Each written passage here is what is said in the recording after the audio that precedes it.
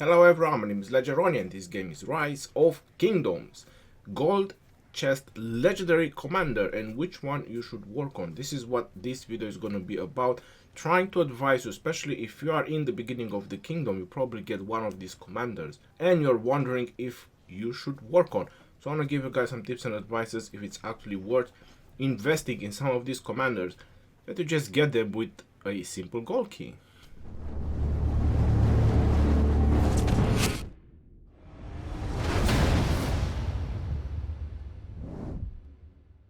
The first commander that we have on the reward list is Julius Caesar.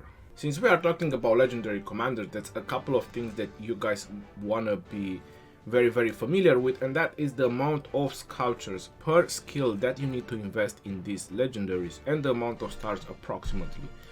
So these are very important information that you need to know before you start working on legendaries, because believe me when I tell you this, it's very expensive to actually max out legendary commanders. As you're noticing, my Julius Caesar is 5511. Now does he worth it at the beginning of the kingdom to actually spend or invest in Julius Caesar if it just pops in from your gold keys? No, it doesn't. My advice about Julius Caesar is just let him come from the gold keys as natural as it does, and do him 5-5 exactly like I have him. After that you can unlock his other stars as well, so don't bother, just keep him there. No reason to invest universal sculptures or normal sculptures in him. There are much better choices than that. Next one on the reward list we have Frederick. You're probably noticing my Frederick is maxed out, so obviously I have done a lot of testing when it comes to Frederick.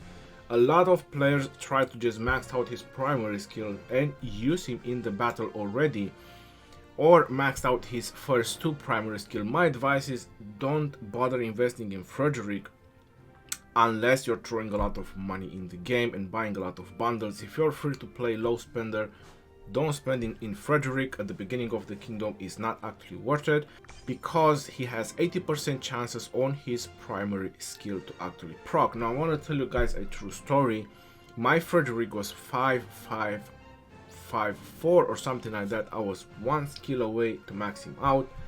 Honestly, about 24 sculptures left to actually max him out, and I went and do some tests on the barbarians. First two skills that popped on his primary skill, you're noticing that it's 80% chances times 3. So the first two skills, it means I should have seen 6, or maybe let's say 4 out of 6. I've seen only 1. That was a huge disappointment investing in this commander with an 80% chances to deal additional damage, 800 damage factor, and from 6 I have only seen 1.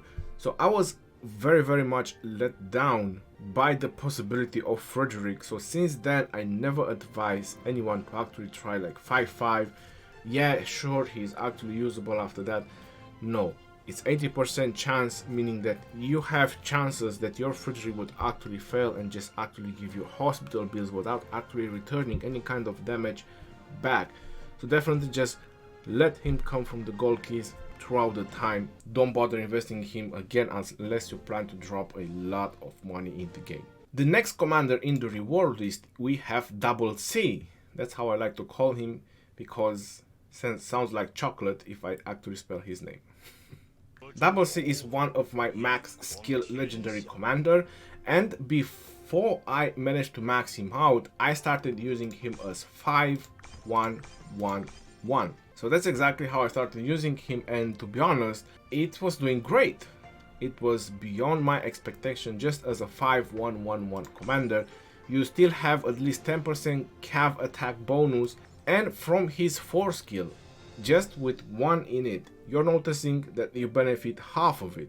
So you still have a 500 healing factor and you still have a 50 rage restoration. So that's pretty great. Once you max out his primary, you benefit from the maximum direct damage factor 1400 and the maximum attack reduction on your target by 40%. So I would say that that's pretty sweet from Double C, and I would definitely advise you, once you summon him, to just max out his primary skill, unlock his other 3 skills and start using him. A lot of players tend to keep this commander a 3-star so they can hope for more points on Tiger Knight. That way they gain a lot more cav attack, by raising up this skill. But my recommendation is once you max his primary, unlock his other 3 and just go with it. The 4th skill is much more important than you think. Right now, how I use double C is with Pelagius primary and double C as a second. So definitely I would suggest you to invest universal sculptures until you maxed out his primary. But after that, I would actually save those universal sculptures and just let the gold keys do the work. If you want to be a cav driven commander, then at some point you're definitely gonna max out or want to max out this commander, because he is a very good addition to your legendary cav commanders. He brings a total of 55% cav attack to your march or possible rally, which is pretty unique. There is no other cav commander that can actually bring that much cav attack at once. The next commander on the reward list is Charles Martel. You are probably noticing my Charles Martel is not yet max skill, but he is level 60, so you're wondering why I brought him to level 60 if I just don't plan to max him out. Honestly, I can tell you that Charles Martel, he's very useful for field battles with just the first 2 primary skills maxed out. I'm personally very happy how it does just with the first 2, but I was lucky enough to get his 3rd maxed out, so I skipped the Garrison. A lot of luck to actually get that done. My recommendation, if you are infantry driven commander, I would definitely max out his primary skill right away and then start using him. But if you know that infantry is what you want to do into the game, I would definitely max out his 2nd as well, get more defense and health bonus. At the beginning of the game, more stats on the battlefield will bring you that slight edge above other players. So if you do have the universal sculptures and you know infantry is going to be the thing that you want to do on that account or on that kingdom, definitely max out the first 2 skills, and after that just let it go from the gold keys. He's also in the daily chest reward bonus, same as double C. He is also in there, same as LC, Julius Caesar, Frederick and Mehmed. So there's 6 commanders, but that's require investment, so that's entirely up to you if you want to do money investment or not. But the first 2 skills, they are very essential on this commander. After that, the other one is just luck from the gold chest. That would be my advice. His talents, infantry and defense, they are very powerful for the field battles with the first 2 primary skill. You'll definitely have a lot of good results with Charles Martel. The next commander on the reward list is El Cid. So I'm not sure if you're actually noticing, they are all 3 specific specialization commanders: cavalry, infantry and archers, and they are the only 3. Any other commander that is in here, they are pretty much universal, gatherers and so on. The universals I call the leadership type of commanders, because they have a lot of utilities in pretty much any type of march or army that you want to use, but they don't actually excel in any of them. So that's the reason I like to call them universal commanders. They can be used anywhere. My El Cid is 5551. He is already field battle ready. This is the minimum investment that I would actually recommend on this commander, as crazy as it sounds. And another thing about him, which kind of downgrade him a lot, it does downgrade this commander a lot, because the second part is that he should supposed to be primary, or at least that's how I recommend it, unless you're using him with Herman. So if you're using him with Herman, then definitely I would put Herman primary and El Cid second. This is one of my all-time favorite archer. March, Herman primary and El Cid second, because Herman does 2 second silence and then El Cid does a 1 second interruption. So that's pretty much like a 3 second of crowd control, you know, all connected. I find it very useful, but his damage factor is freaking low. 1000 damage factor is very low, and then 10% chance to deal additional, just 1000 again is very low. You have commanders like Alexander that just do 1700 a pop, just like that. So much better options to invest in. What you see on this commander is just what I got from the gold keys. But if I want to try out or I want to test out this commander, I will definitely max his skills before I want to try him out. So I'll definitely just wait to max him out from the gold keys. Not highly recommended. A lot of players get a lot of sculptures from him from the gold chest, but I don't recommend spending universal sculptures on him. Just upgrade him as he keeps drop from the gold keys, and eventually you're gonna max him out. and then you can actually use him. Maybe you get some from the Mightiest Governor event, because he is in the Mightiest Governor event. Unfortunately, he does. He is in the rotation. He's the third commander on the Mightiest Governor. That's pretty much about him. I was never really hyped about El Cid, but on my previous account I did max his skills, and I was using him with Herman, and they were keeping up with my cabs, so I was pretty hyped about having archers that can keep up with my cabs. The next commander on the tier list is Cleopatra. I don't even have to go and show you guys her skill. She's maxed out. She's just a gatherer. At one point at the beginning of the game, I had a theory where you can actually build like a trap with siege, because when she's gathering at the resource point, and same that Synduk, when they gather at the resource point, they give a lot of bonuses to your siege, which on the paper looks phenomenal. 50% attack and defense and 50% health, or how much they give, plus you get a lot from the talents. On the paper it sounds a lot, it sounds fantastic, but when you actually test them out, it don't actually come with the same results that that you read on the paper. So just use them as gatherers, both Cleopatra and Synduk. Synduk might have a very small utility at the beginning of the kingdom, and that small utility would be if you are lucky enough that she drops from the gold chest that many times that you maxed out her primary skill. So I'm not saying that you should invest universals, you should never invest universals in Synduk or Cleopatra, but if she actually drops from the gold chest at the beginning of the kingdom and you manage to max out her primary, maybe 2-3 weeks in the kingdom, you could actually use her for field battle for 1400 damage factor. So definitely second to any nuking commanders or any pair that you have, you could definitely use her for a little while until you max some of the other commanders with powerful nuking like Double C or whoever else is there. But again, very low amount of utility just at the beginning of the kingdom. After that, just use her as a gathering, and that's pretty much about it. And obviously, if you do go field battle with her at the beginning of the kingdom, don't bring siege. It's not worth it. If you read that skill, it says siege units defense and health when gathering at the resource points on the map. So that's pretty much about it.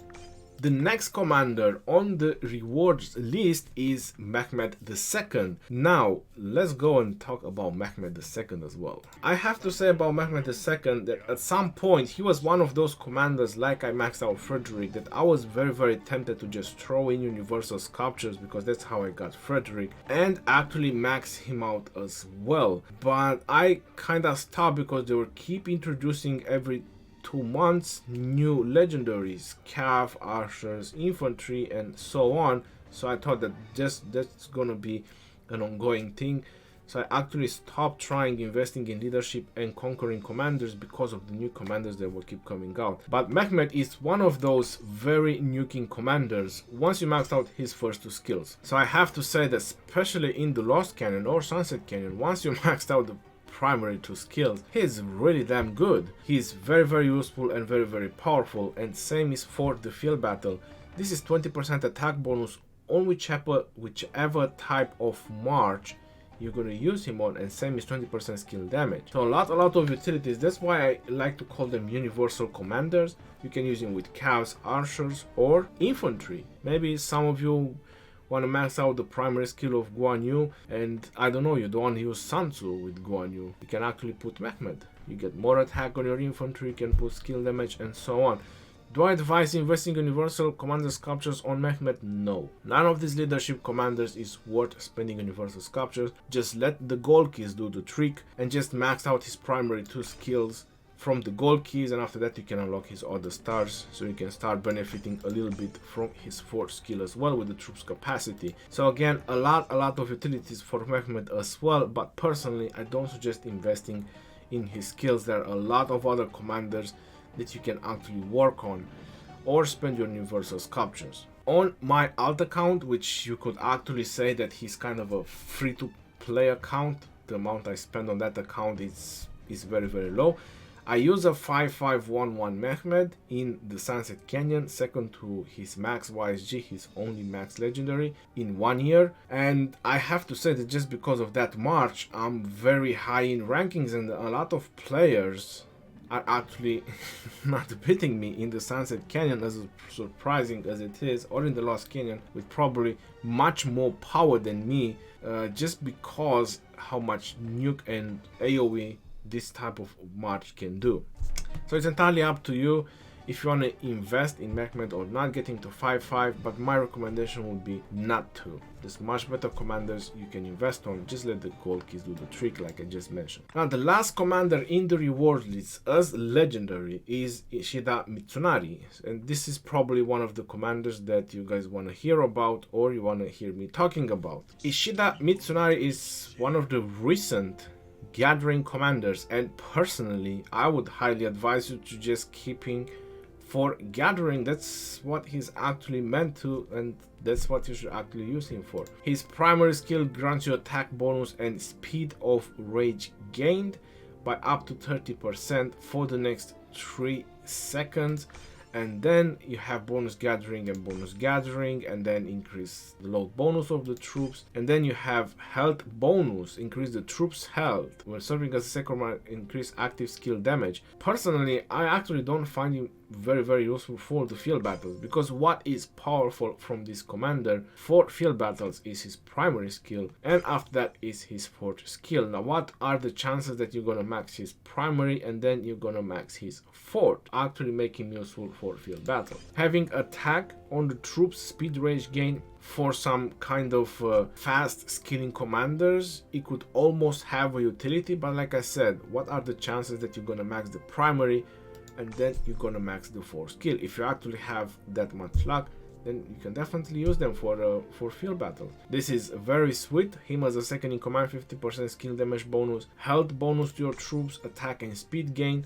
To commanders like YSG, let's just put him with a lot of rage engine. He'll probably just pop skills as fast as possible. Maybe even Edward as a second to Edward, why not? 30% speed rage gain will probably help Edward to cast his skills more often, and you also get some attack bonus in the same time and skill damage bonus. But this is a lot of tests that needs to be done, and like I said, primary and fourth skill pretty hard to obtain, and definitely far away until the gold keys are actually going to give us this chance to max those 2 skills and try him out. His expertise, normal attack, have a 10% chance to heal portion of slightly wounded units. This effect can only trigger once every 3 seconds. So a little bit of healing, pretty decent expertise to be honest. Not that crazy healing factor, but on a field battle it's definitely something. So does have field battle utilities once he's maxed out, but like I said, a lot of options before him to actually use. So my final advice, just keep him as a gatherer until you actually max him out, and then you can do some tries. Definitely not spend universal sculptures in this commander, it's highly not worth it. Now I want to give some mentions about some commanders that are not in the gold chest, because I do believe these commanders might come in the gold chest anytime soon, and that is Charlemagne and Wu Zetian. So Charlemagne has a very powerful direct damage factor, 1400. If you manage to max this out and you're at the beginning of the kingdom, definitely you can use him. His second skill does a bit of a shield, nothing that crazy. The shield will probably crack in a turn even when he's max skill, and then he's pretty much rally oriented as a commander, and his fourth skill, it looks a little bit powerful, but as the troops decrease, so does the skill damage decrease, and what it does is just trying to keep up the skill damage. With this fourth skill, is trying to keep up the skill damage, so you can kind of do almost the same amount of damage even if the troops count goes a little bit lower. Yeah, a little bit of a rally oriented commander, so just a little bit utilities, same as Sendok at the beginning of the kingdom, if he's ever gonna be in the gold chest. So this commander is not in the gold chest, but I expect that he will be at some point, as all these commanders, they kind of just throw them in the gold keys from what we all noticed. So we expect that he at some point will be in the gold keys as well. And then we have Wu Zetian, which I also expect her to come in the gold keys at some point, probably after Charlemagne. And what I can say about her is that she's kind of a garrison commander.